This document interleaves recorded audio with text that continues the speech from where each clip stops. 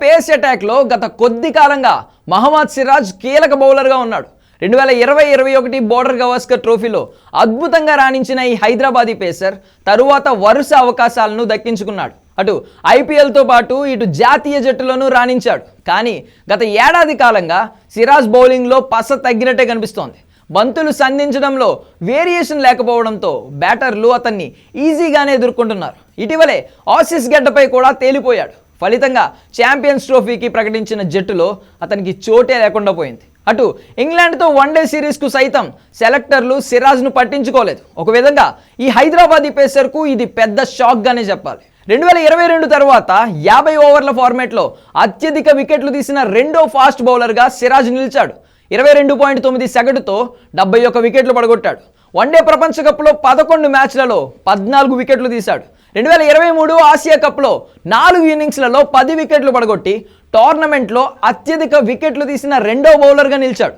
2023 one day ప్రపంచ కప్కు ముందు ICC ర్యాంకింగ్స్లో Siraj number 1 ప్లేస్కు దూసుకొచ్చాడు.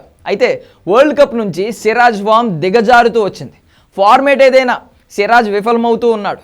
అయినప్పటికీ సెలెక్టర్లు అతనిపై నమ్మకం ఉంచారు. కానీ వచ్చిన అవకాశాలను అందిపుచ్చుకోవడంలో సిరాజ్ విఫలమయ్యాడు. షమీకి గాయం కావడంతో సిరాజ్ వరుస అవకాశాలు వచ్చాయి. అయితే షమీ రీఎంట్రీతో సిరాజ్పై వేటు పడింది. అతన్ని తప్పించడానికి కారణాలను కూడా రోహిత్ చెప్పేశాడు.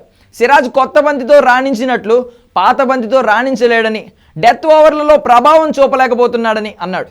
అందుకే అతని స్థానంలో హర్షదీప్కే బీసీసీఐ సెలెక్టర్లు మొగ్గు చూపారు. ఇదిలా ఉంటే తనపై వేటు పడడం ఒక విధంగా సిరాజ్కు మేలు కొలుపుగానే చెప్పాలి. మళ్ళీ లయ అందుకోవాలంటే దేశవాళీ మ్యాచ్లు ఆడడంతో పాటు ఐపీఎల్లోనూ సత్తా చాటాల్సి ఉంటుంది. ఐపీఎల్ మెగా ఆక్షన్లో సిరాజ్ను గుజరాత్ టైటాన్స్ 12.25 కోట్ల రూపాయలకు గుజరాత్ టైటాన్స్ దక్కించుకుంది. టీమిండియాలోకి రీఎంట్రీ ఇవ్వాలంటే సిరాజ్ ఐపీఎల్లో తనను తాను నిరూపించుకోవాల్సిందే. ఒకవేళ ఐపీఎల్లో విఫలమైతే ఇక భారత జట్టులో చోటు దక్కించుకునే విషయంలో అతను వెనుక పడిపోవడం ఖాయం. ఎందుకంటే పలువురు యువ బౌలర్లు జట్టులో ప్లేస్ కోసం ఎదురు చూస్తున్నారు.